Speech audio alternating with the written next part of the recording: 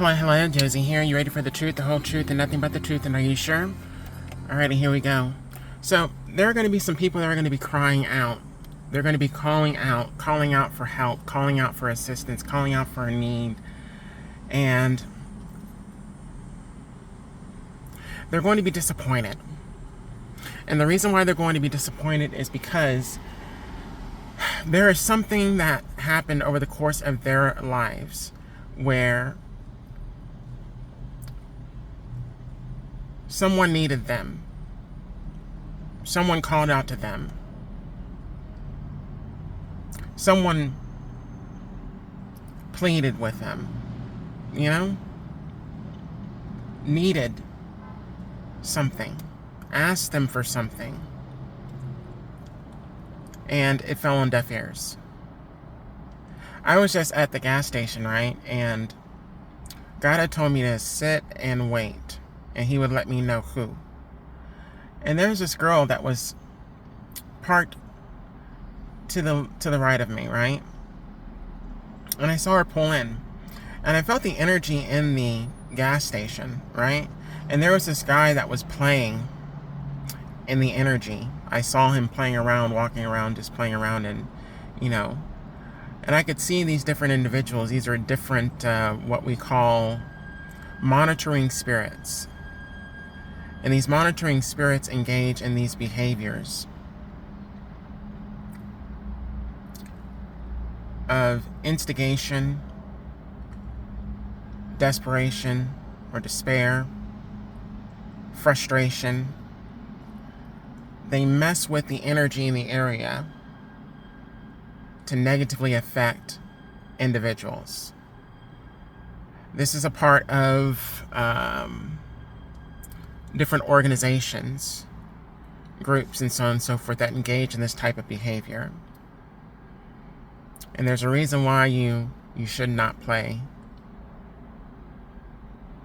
in energy manipulation. And I've experienced this before in different aspects. And the difference between what I've experienced then versus now, what I experience today, is it's very telling. There are genuinely people, individuals, that do want to be of help and assistance to others. There are. But when people get into the energy and try to manipulate and flip, and that's where you have some major problems, because that's not only going to affect the individuals that this person is playing with, it's going to affect that person that is engaging in the behaviors as well too.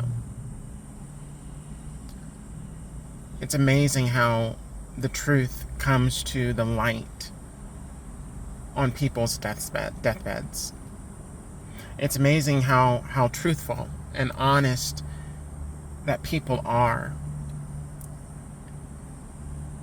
when they're about to pass, when they're under judgment. Some of these people, they don't want to die. They want to live. They want to live for their children, their grandchildren, certain things that they love and enjoy. They want to be alive. But at the end of people's lives, there is an accounting of everything that they have engaged in. And I'm just reminded of Mike in this instance, because I saw him go through it. A lot of these people that engage in these wicked behaviors and actions and activities, they're going to be on their deathbed one day, and they're going to be thinking about everything that they've done in the past, where they've hurt people. They've been a wicked, evil, cruel individual towards other people.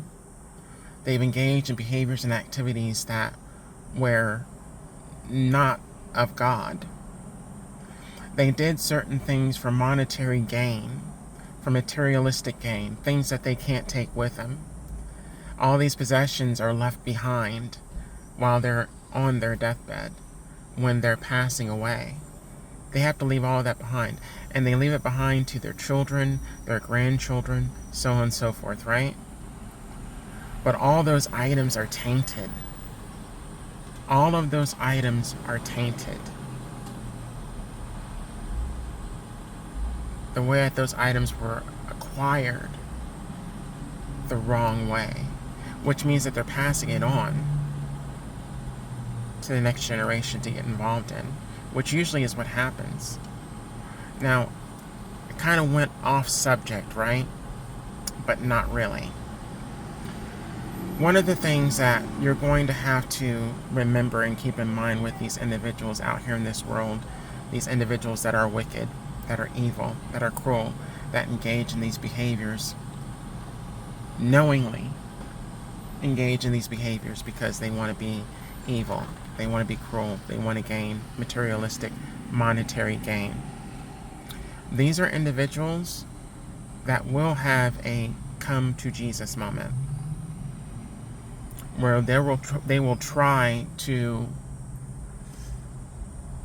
take back certain things that they've done, take back certain words that they've said towards other people, certain behaviors and actions that they've engaged in, and they can't.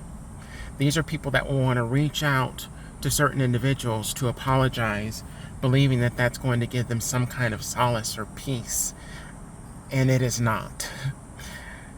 One of the reasons why God asks of us to forgive those that have done us wrong is because we're releasing them to God. We're releasing that anger, that resentment to God for Him to deal with that person accordingly. So at the end of that person's life and or during that person's life and their journey, they're going to have some experiences and setbacks and frustrations where they're reaching out for somebody, needing help or assistance, needing medication, needing to go to the doctor, needing to have this procedure, that procedure. You get what I'm saying? And it may work, it may not work. Might have setbacks, might have some issues or complications, might not be able to do this anymore, might not be able to do that anymore. You understand where I'm coming from? It's deep. It's deep.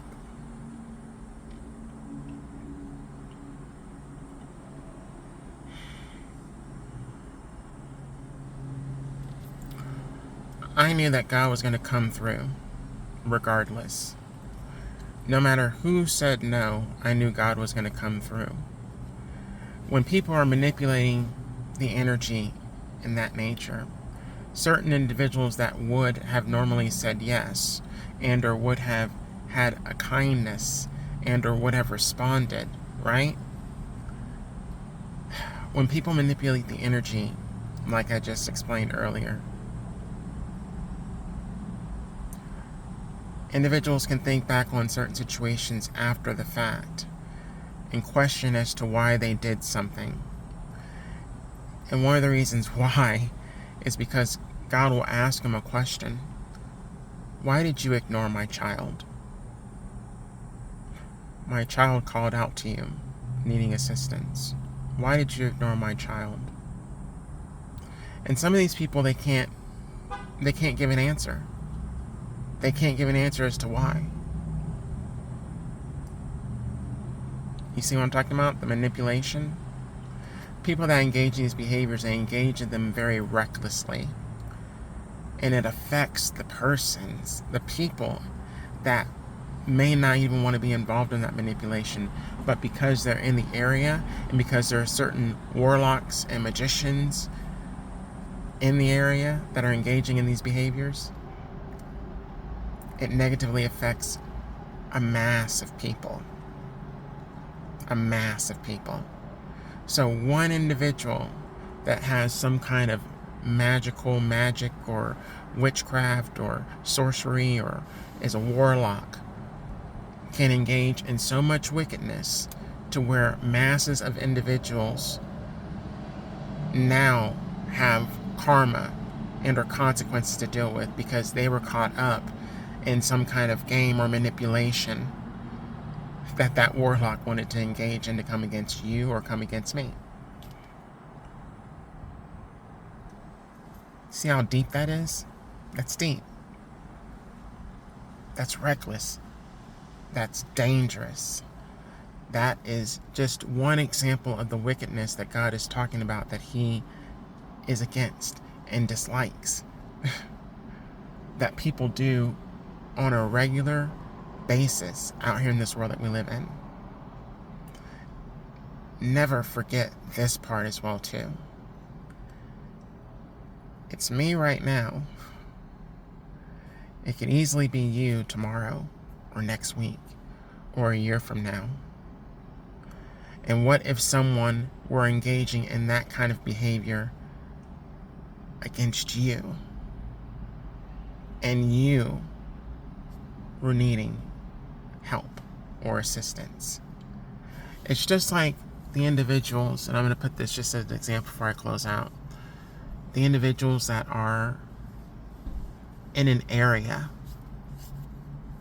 where they are not able to get access to certain care that they need, and or if they were to have a heart attack or have some kind of ailment that came about, getting to them might be an issue or a problem. Comparable to what I just stated there. Imagine someone that needs access to something very quickly, and time is of the essence. And I'm just going to tell you this. There was something that I noticed while I was at the gas station, that if I had not been blessed at the exact time that I had been blessed, I would have had to leave fairly quickly because of concern over something that God told me was mine and that would stay in my possession.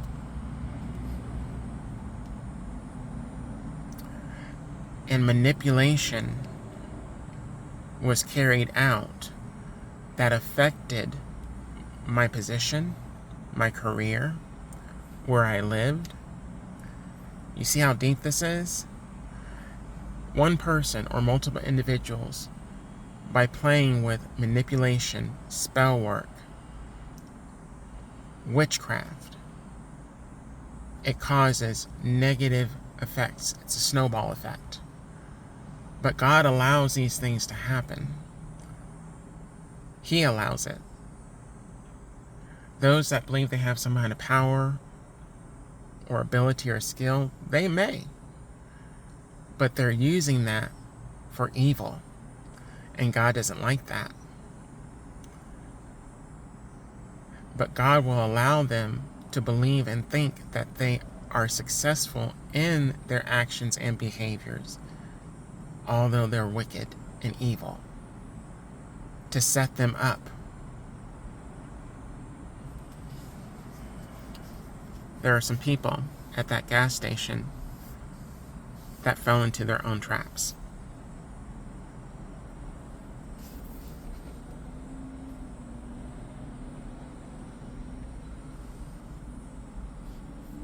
And some of those individuals are going to be on their deathbeds very shortly.